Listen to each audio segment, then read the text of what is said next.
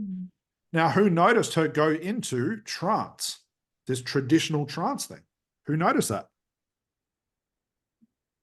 So by not putting her into trance, she went into that. What does that mean for us using ACH?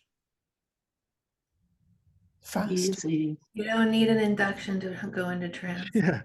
Your induction is, what's the problem? You're doing the therapy, the induction, the deepener, the technique, everything in that one question, which is what's the problem? I'm saying, if I'm working with Kerry, I'm saying, okay, Kerry, what's your problem? Where does Kerry's problem exist? Conscious or unconscious? Unconscious, right? So I'm saying, please go into your unconscious mind where trance exists. Tell me what's going on in there. She comes back out. She gives me some information. Some of that information is going to be conscious. Some is going to be unconscious. I'm going to ask another question about the unconscious stuff. I can delete the rest.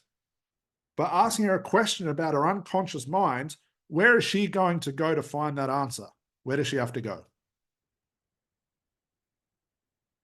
She has to go back again. Into the unconscious, yeah. She's going to come forward, come back. Who's heard of a fractionation approach before? That's all this is. But you're doing trance and finding the root cause at the same time. Talk about speeding things up. And eventually she'll go into this place where she says, Scott, stop talking, and just wants to sit in there. Cool. Now let's do the therapy. And you just sit back there and wait. Does that make sense where we're going, guys? And you'll see this as we go through the demos. Now, don't we normally spend half an hour, 45 minutes just relaxing a client? Isn't that what we're told to do? What's the fucking... I should stop swearing because I see kids running around. What's the point? That's fine, Kerry. What's the point?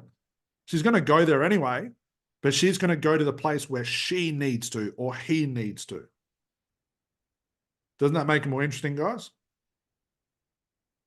Now, we'll keep breaking this down. What I also want to point out, hopefully I'm throwing a lot out here because we need to at this point.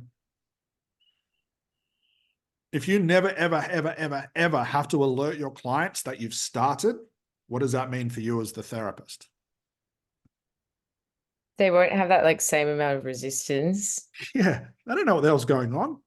Hannah's asking me some nice questions, but why the hell are my hands stuck together? What the hell is this about? Too late to resist, buddy. You're already there. But as soon as I say, okay, Michelle, close your eyes and go into trance.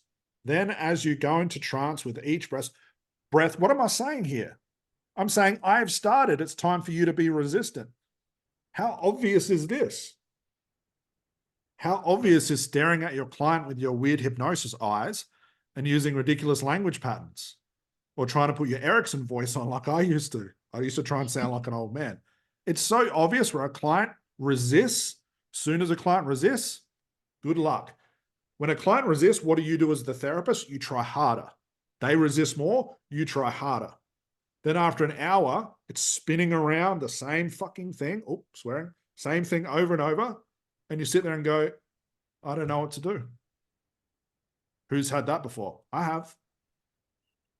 Can you see these ideas all probably represent some of the biggest teething problems you guys have? But alerting your clients to resistance is one of the biggest ones.